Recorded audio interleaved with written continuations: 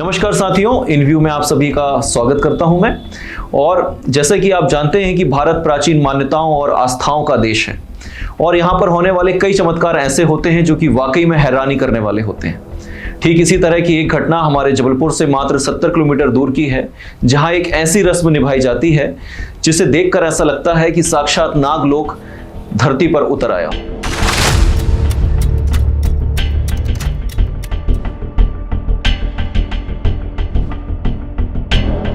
यहाँ ऋषि पंचमी के दिन लगे इस जमघट को देखिए।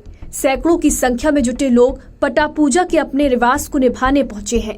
हाईवे से लगे इस जंगल में पूरे विधि विधान से पूजा की रस्में शुरू होती हैं।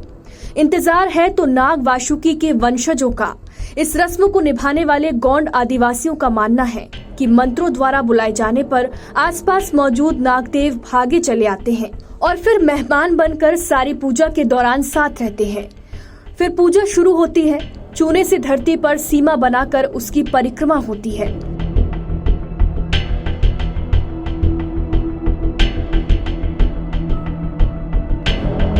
फिर मंत्रों के बाद नाग देवता को ढूंढा जाता है, जो जंगल में मिल जाते हैं। यहाँ ये स्पष्ट नहीं हो सका कि गुलाबी रंग की शर्ट पहने ये व्यक्ति कहीं पहले से अपने पास सांप तो नहीं रखा था, या फिर इसे जंगल में ही नागदेव मिल गए हों।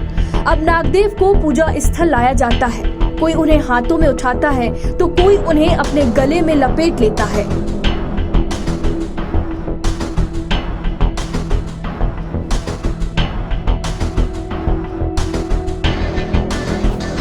पटा पूजा की रस्में आगे बढ़ती हैं और कुछ लोगों को नागदेव के भाव आ जाते हैं। वे सांप की तरह ही जमीन में लौटने और मचलने लगते हैं।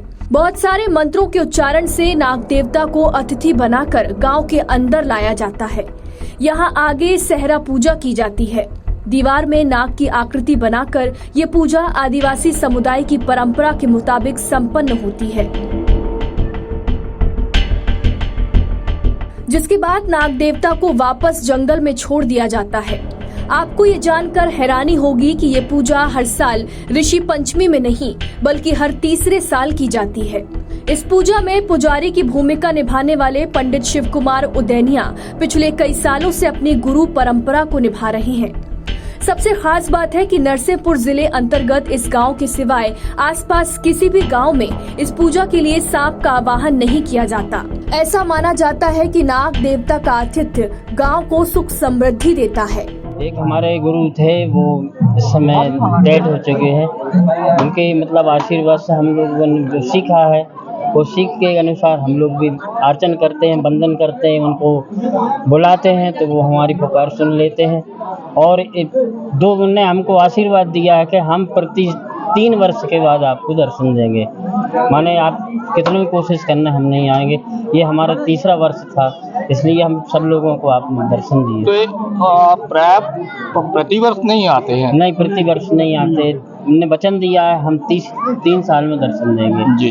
2 साल बीच में गैप हो जाता है। इसे आस्था कहें या अंधविश्वास, इस सवाल को हम आपके लिए छोड़े जा रहे हैं। लेकिन पटा पूजा की ये रस्म निश्चित रूप से अनोखी है।